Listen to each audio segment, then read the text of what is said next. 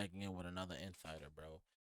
How we all heard this shit growing up. MS-13. What? First time I heard about them, I was in elementary. I think I was like grade. Name is Alex Sanchez. I was involved with MS-13, and this is how crime works. Gang violence comes in all shapes and forms. I ended up going to prison. I got shot at. I got deported. The crimes that I committed took me to a place that's ugly, but I learned and came out strong.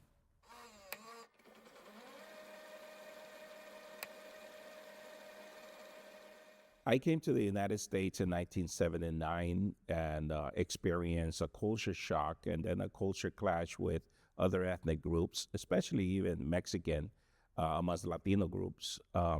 I started seeking ways in which to defend myself. And in middle school, I was introduced to the Mara Salvatrucha Stoners 13. The initiation into the gang, it always is through a beating. They call it jumping in English, or in Spanish, brincado, which is getting beaten up, right, by four or more people. This is part of what you expect if in the warfare is that you will get beat up, you will suffer violence, right? And that's the initiation of getting jumped in, is violence. I ended up joining what's called the Normandy Locals Clique. Initially, it was all about protection, being there for each other. It was 7 of us, 2 women and 5 guys, and we were all homeless. Shortly thereafter, we have our first friend that was killed. We call him Rocky from the Normandy Locals Clique, and that basically brought in this element of vengeance, of getting back to those that hurted us.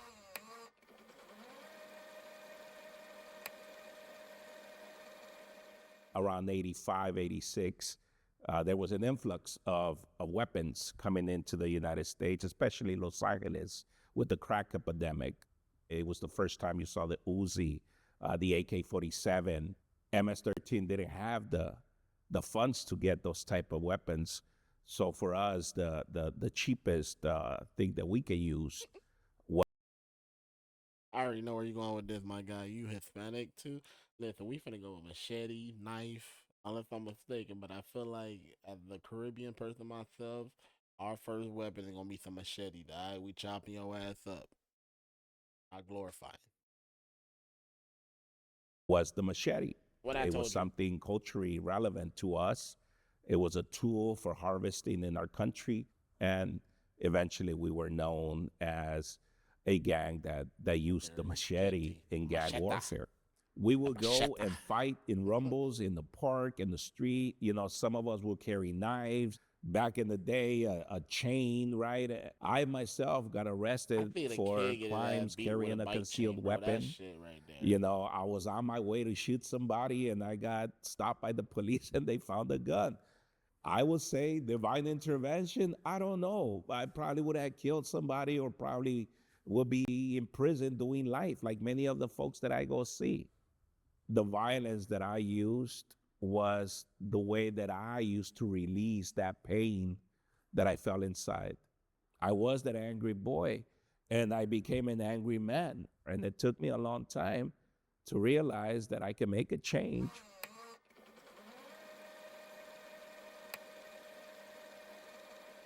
I had tattoos on my body, on my fingers, on my arms. I ended up getting 3 dots, which was like La Vida Loca, the crazy life. Then I ended up getting the gang name tattooed across my chest for more traditional gangs.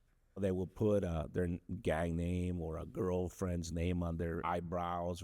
But to start getting tattooed all your face for the MS-13 was something different. The more tattoos you had on is the more committed you were to letting people know that I'm here, I'm in your face. I went through the painful process of getting tattoo removal. You know, it was difficult for me because I felt like a coward doing it, that I was letting go of so many things that I have done and things that I believed in, but that was part of the process. It's like they know no better, bro. It's like with your private. It's like what you grew up into. That's what you You do. know, the relationship that MS-13 with the Like you get Barrio older 18th and you realize Street there's more to life and goes there's way a lot back to going the on, bro. 80s. And like then you We, become a parent and you're for the like, most ah. part, were in the same blocks as their neighborhood was, but we also maintained close relationship. It was mostly because the 18th Street neighborhood in the area was composed from a lot of immigrants, mostly Central American and Salvadoran. But in 1992, Shaggy from the Western Locals was shot and killed by members of the 18th Street. And that's what severed the relationships. Many people started dying, primarily because everybody knew each other's hideouts. 18th Street was a lot bigger than MS-13, still is in the area. And so they were more connected with other gangs as well. It brought in other Chicano neighborhoods to target us. I got called in and said, "Hey, Alex, be ready because you can't, trust them anymore because they're gonna want to kill you guys." It was a cruel war. It was a difficult war. There have been points where they're like being called like a temporary truce and whatnot, especially in El Salvador, but also in 1993 in Los Angeles. There was a truce amongst all the Latino gangs that actually reduced violence, but the violence has not gone back to the levels we saw prior to 1993.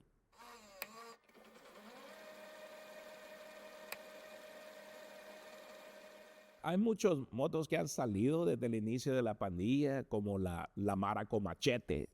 Esta de Mata Viola es solo una manera en cual la pandilla demuestra temor. Sin embargo, las pandillas no necesariamente usan esas cosas como para ejercer este control. Digamos, en California, por seguro, está prohibido las violaciones. Alguien que cae por algo así, lo matan adentro o lo tratan de matar, ¿verdad? Las otras pandillas o la misma pandilla. If you just live on the sides and do what you're told and represent the neighborhood well, then you'll be okay. If you break the rules, right, then there is punishment. There are some that are judged to death, especially those that collaborate with law enforcement, those that become snitches or tell on their brothers. But I have not seen that there's like a task force of gang members that are going around and looking at every address that you lived in to go target you and kill you. Most of the time, folks that die that way are because they come back to the block.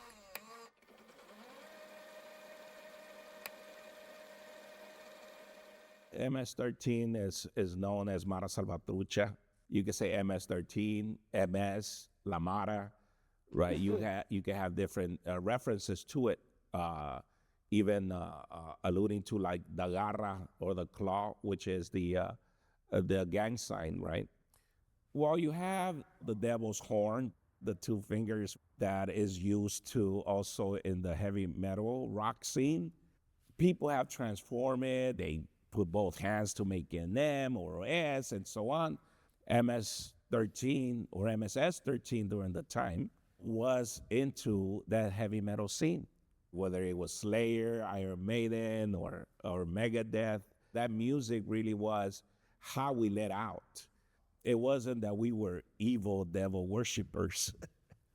There were some individuals within the gang structure that were into La Santa Muerte, for instance. You have people from all denominations in the gang. Some people that believe in Christ. Something that you think is so harmless that came from a damn metal band is actually used for gang sign and disrespect. That's crazy work, bro. Straight up. Like my little daughter sits here and does this shit, bro. And it's like, you're a rock star, baby, yeah. But in other places, nah, nigga, that don't stand for like, nah, nigga, ain't no, nah, it ain't none of that, nigga. You get your shit. What? So it's a community overall. That's what you call the barrio. So in some ways, being in a gang, is like being some sort of religion.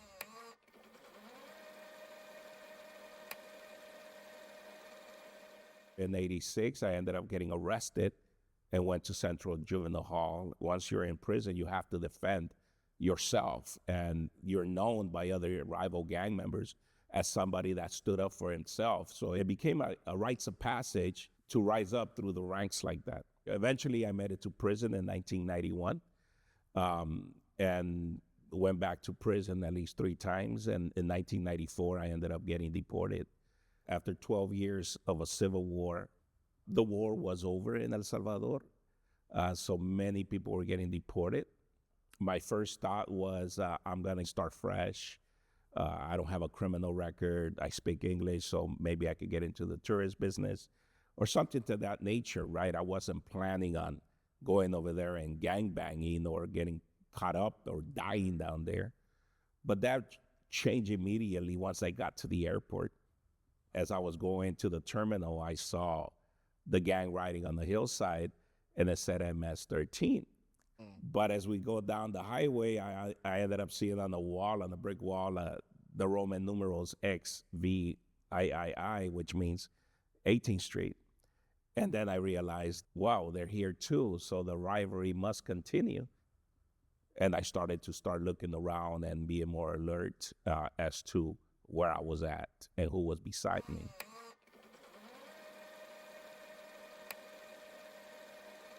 Nigga, So MS-13 is shortly nothing but after Hispanic. arriving in El You go back, Salvador, I ended up getting death threats. A death squad came out called the Sombra Negra, or the Black Shadow, and their mission was to eradicate the gang violence that was rising.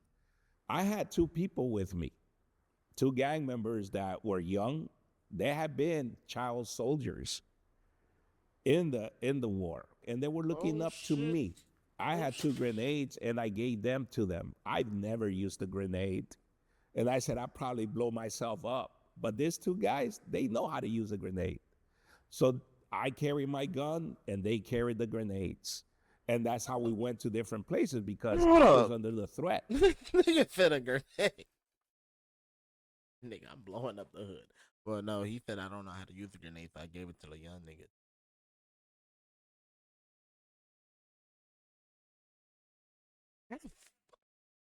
It's like Rano number 9 with the goddamn rocket launcher, bro. And they were looking up to me. I had 2 grenades, and I gave them to them. I've never used a grenade, and I said I'd probably blow myself up. But these 2 guys, they know how to use a grenade. So I carry my gun, and they carried the grenades. And that's how we went to Nigga, different places throw the because I was grenade. under the threat that I could be killed or shot at or even try to be kidnapped from these death squads. The level of violence was probably quadruple from whatever I had experienced in the United States. And that was residue from the war. So you would see gang members, using that type of in your face violence, that was used during the war. I couldn't go to my home anymore, so I was on the run. I ended up eventually deciding to flee El Salvador because I felt death around me. Coming up as another immigrant, I got kidnapped in Oaxaca by the Federales and almost died in the desert and crossing Matamoros into Brownsville, Texas. So Damn. I have this knowledge of, I had a of homeboy from tragedy of what Brownville. I saw of other migrants coming up all the way from South America. It's not Nathan, well, he told me that Brownville, Texas, actually have the borderline, for, like the Mexico borderline.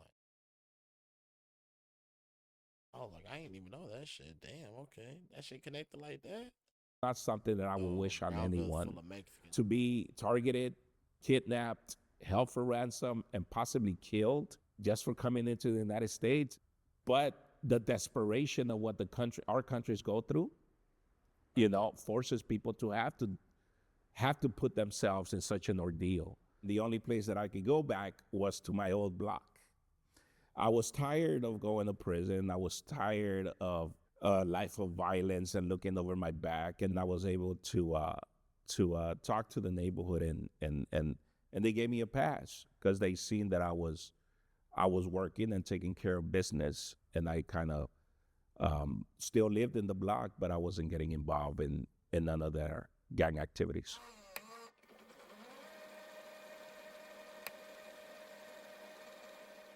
there is in a specific, I would say, leadership structure, but it's whoever feels that void in that moment in the neighborhood where there's no clear individual. Most of the time, nobody really wants to take a leadership of a gang because you become a prime target by law enforcement. They're not a secret group of people that are trying to make millions and millions of dollars. They're disorganized structures that work on what crimes they could benefit from.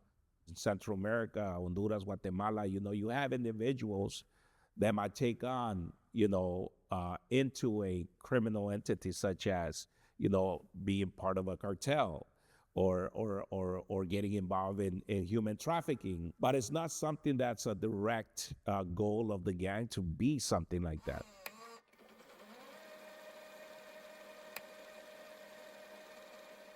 So what El Salvador has done right now with creating the biggest prison in the continent, in the smallest country in the continent, is that it fits over 40,000 people in a place called Tecoluca. The prison is called Secot, and they have been transferring all these people there that they have designated as gang members to be incarcerated for life. These individuals will never set foot out of those prisons, but in a coffin. And that's what their message has been from the president. We have seen this before. El Salvador has had zero tolerance initiatives with the Cero Tolerancia, Mano Dura initiatives that created mass incarceration, and it didn't reduce violence. This prison is basically going to be holding all these people that have been judged unjustly based on just their affiliation. They're being sentenced to life in prison. In the history of mass incarceration, especially in California, that has over 33 prisons, this has been a failure in regards to reducing violence. So we know that mass incarcerating people is not going to bail us out of the problems that created all this problem in the first place.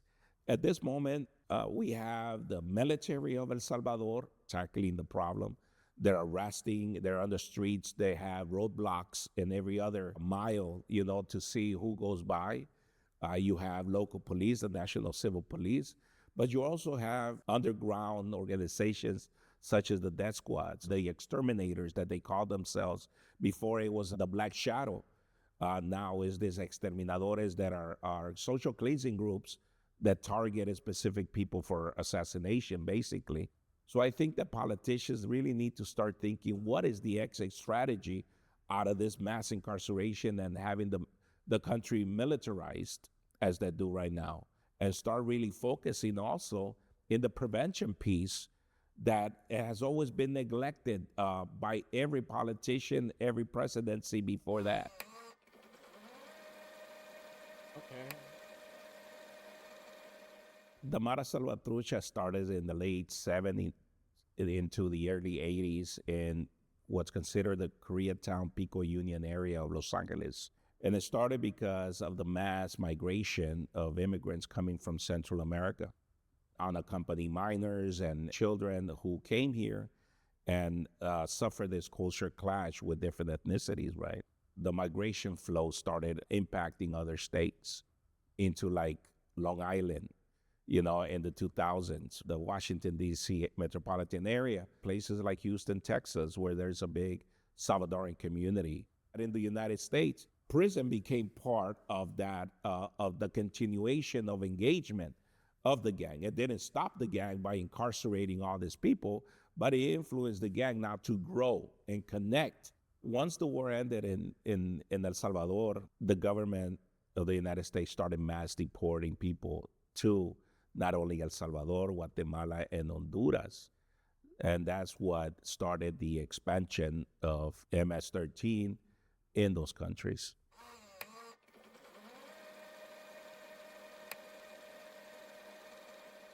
Homies Unidos started in El Salvador in 1996 by members of gangs that have been deported to El Salvador. Many of the members, I knew them from the neighborhood, from the gang, or I had done time in prison with them. They invited me to a conference in Santa Cruz, and that's how we started creating programs in the Pico Union and well in Koreatown initially. It wasn't easy in the beginning. We really didn't have the trust of law enforcement. In 2000, I became part of the Rampart scandal, which they had arrested a gang unit officer stealing kilos of cocaine out of the evidence room. And then he flipped, and then he told about all the crimes that the gang unit was committing, things that we were saying that they were doing in the courtrooms, but the jury didn't believe us. Or You're not winning that case, bro. Like you know you're not winning that case, nigga. That's their word against yours. So you know for a fact, like for a cop, I became part of the Rampart scandal behind being a key witness, an alibi for a 14-year-old kid that was being charged with murder, in which damn. he was at the church during our program during the time that the murder took place. So it couldn't have been him. And that's when the same officers that arrested him came after me, and they arrested me for the sole purpose of turning me over to immigration to be deported. So that developed into Scandalous. this new scandal within immigration during the time, and the police, of how they used immigration as a tool to get rid of people they didn't want around. And then eventually I was released and won political asylum in 2002. But the LAPD had not forgotten me, and were not happy that I sued them, right? And they settled. And in 2009, they came after me again. God They damn. put me in a federal RICO case. The charges were dismissed, and I was able to restart again because Homies Unidos lost everything. We lost the office, we lost the funding, we lost the staff. So I, organized again, and now, I would have we sued have again. 11 staff, doing a lot of work in the community. Having been part of that myself, it's like I know that I'm on a hit list, on a target list by the federal government, the LAPD, and they're just looking for ways in which they can get me indicted. So I have to walk a thin line everywhere I go. I have to watch everything I say. And do.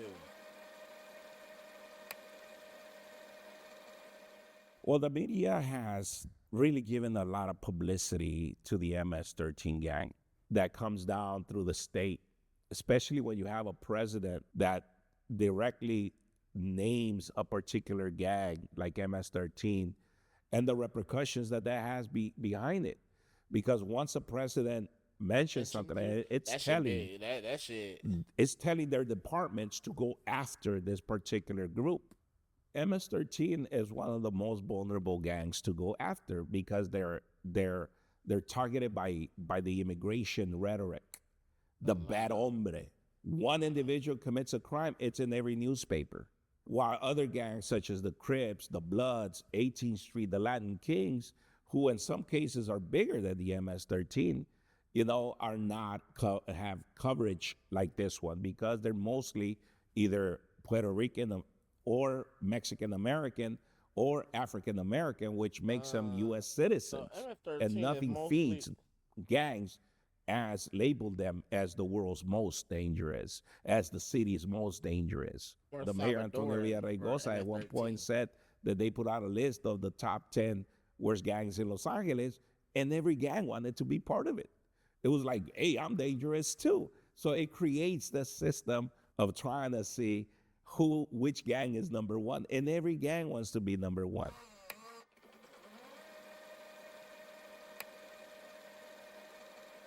You get to a point where you get tired of being chased by the police. You get tired, of being called by your mother and saying, hey, I'm raising your children. When are you going to raise your own children? So you start trying to figure out, like, I'm getting too old for this, or I want to be more responsible. People age out. People, some of them become Christians. Some of them, try to study and get a degree or something and start their own businesses. You have many gang members You from don't stick with that MS-13 that are same lifestyle pastors forever. that have That turned their same lives mindset. around, and now they're preaching. I'm still called a gang member, right? And I say, well, I am. You used to. I am part of it. I work in those communities, so I am. I cannot say that I'm not longer a gang member because that's how society has labeled me, that I'm a gang member for life. But am I a gang member that's calmed down? Yes. I'm somebody that's looking out, helping out now the children of many of my friends that are in prison. Yes. In my life, I've done a lot of things, a lot of good things, but also bad things. And I regret those things that I've done. But what I'm doing is trying to give back to the community what I once took. The organization Homies Unidos, we're not stopping gangs. We're reducing violence. Law enforcement is. All right, yeah, I'm gonna catch you on the next one. Y'all hit that. You know what? Say what you want, and that like